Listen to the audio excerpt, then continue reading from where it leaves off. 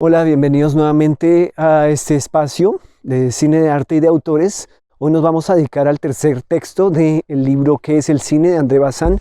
Nos vamos con el cine y la exploración. En este texto, Bazin se refiere a ese género que define como el film de gran reportaje, aquel género que reúne películas de exploración, reportajes, noticieros cinematográficos en los cuales hay un gran viaje y una gran aventura. Comienza el capítulo hablándonos de varias películas que para él son hitos del género y nos describe unas cualidades generales de ese tipo de películas. Entre ellas está lo que él denomina una autenticidad poética, que no define a cabalidad, pero que podemos intuir que se está refiriendo a cierto tipo de exotismo que a los ojos de los espectadores occidentales resulta revelador y resulta novedoso, y que hay cierta autenticidad ahí en aquellas situaciones o imágenes. Bazin menciona películas en las cuales hay lo que podríamos considerar también como una explotación de ese mencionado exotismo, ¿cierto? Y nos hace pensar en un ciclo de búsqueda de la autenticidad, obtención de esa autenticidad, después pérdida de la autenticidad. Entonces comienza el ciclo otra vez buscando la autenticidad para que después nuevamente se vuelva a convertir en explotación, en falsedad de la autenticidad, y luego nuevamente vendrá otra oleada de películas para recuperar la autenticidad o ese rasgo de realismo que Bazin está buscando. Bazin hace referencia a aquellos momentos en el género en donde lo que nos va a definir la autenticidad son las escenas de peligro. Él se va a referir a dos películas que estudian la misma situación.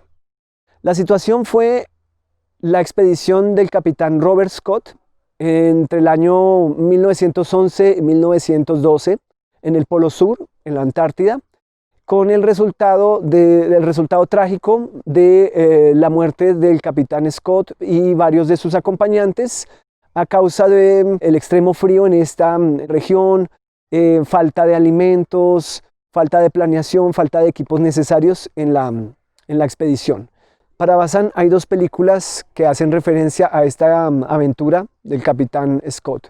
La primera es de no ficción o documental, que sería The Great White Silence, o El Gran Silencio Blanco, de 1924, hecho por el cinematógrafo Herbert Poynting, que fue uno de las personas que acompañó originalmente al capitán Robert Scott. Sin embargo, Poynting lo acompañó durante el viaje en barco y lo acompañó unos días nada más en la base que establecieron en la Antártida.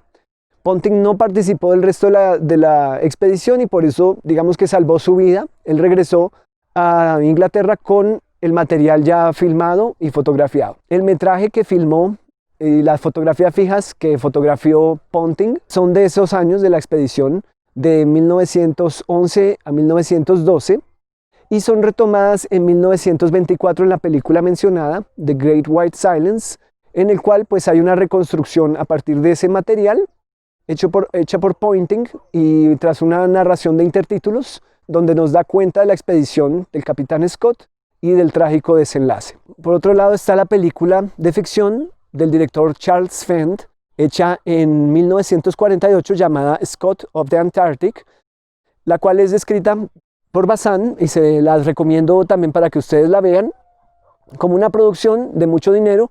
Funciona también como un biopic en el cual Scott, interpretado por un actor, pues hace su expedición y termina en el trágico desenlace. Pero se harán ustedes a la idea de que esta película es como muchas del cine industrial, en el cual pues con un gran presupuesto, una reconstrucción, muchos actores, muchos personajes, se reconstruye la tragedia. Y Bazin pues nos dice que la película ni siquiera fue filmada en el Polo Sur. Por otro lado, Bazin nos va a poner un ejemplo bastante acertado al final del capítulo, en el cual nos habla de la expedición Kon-Tiki.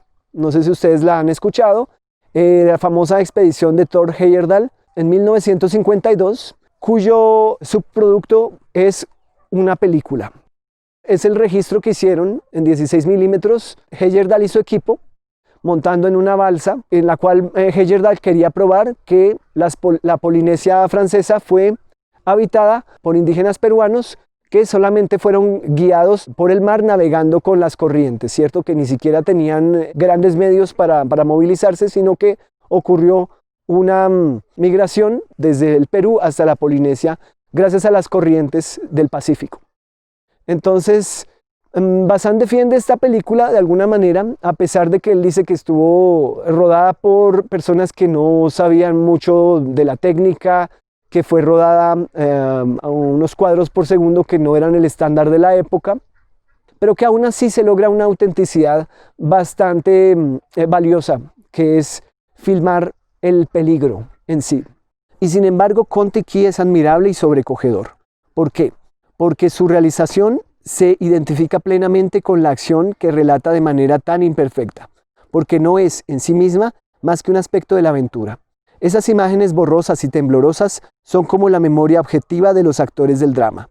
Ese tiburón ballena entrevisto con los reflejos del agua nos interesa por la rareza del animal o del espectáculo. No se le ve apenas, o porque la imagen se ha tomado en el mismo instante en que un capricho del monstruo podía aniquilar la embarcación y enviar la cámara y el operador a 7 u 8 mil metros de profundidad. La respuesta es fácil. No se trata de fotografiar un tiburón, sino el peligro. Les recomiendo mucho esa película de Kon-Tiki del año 52, la pueden encontrar completa en internet. Voy a dejarles el enlace en la descripción de este video para que ustedes la puedan apreciar.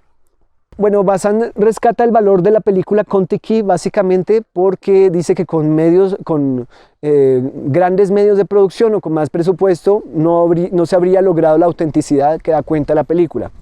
Dice Bazán, pero un poco de reflexión nos plantea un dilema insoluble, porque efectivamente el espectáculo es tan materialmente imperfecto precisamente porque el cine no ha falseado las condiciones de la experiencia que nos cuenta. Para rodar en 35 milímetros con el espacio necesario para realizar una planificación coherente, habría que reconstruir la balsa de otro modo. Y por qué no, hacer un barco como los otros. Pero la fauna del Pacífico que se removía alrededor de la balsa estaba allí porque la balsa tenía la misma cualidad que una cáscara de nuez. Un motor y una hélice la hubieran hecho huir. El paraíso marino hubiera sido abolido por la ciencia. De hecho, esta clase de filmes solo pueden surgir de un compromiso más o menos eficaz entre las exigencias de la acción y las de reportaje. El testimonio cinematográfico es el que el hombre ha podido arrancar al acontecimiento que reclamaba al mismo tiempo su participación. Quizás Thor Heyerdahl no fue totalmente consciente de esto, él simplemente quería ser totalmente fiel a las condiciones de navegación de los indígenas peruanos en aquellas épocas. Por otro lado, Bazán también le da importancia al fuera de campo y a lo que no está específicamente en la pantalla. Dice Bazán, pero cuánto más conmovedores son esos restos salvados de la tempestad que el relato sin desfallecimientos y sin lagunas del reportaje organizado, porque un film no está integrado solamente por lo que se ve. Sus imperfecciones patentizan su autenticidad. Sus ausencias son la huella negativa de la aventura, su bajorrelieve. Entonces, nuevamente, gracias por su atención y nos veremos en el próximo texto.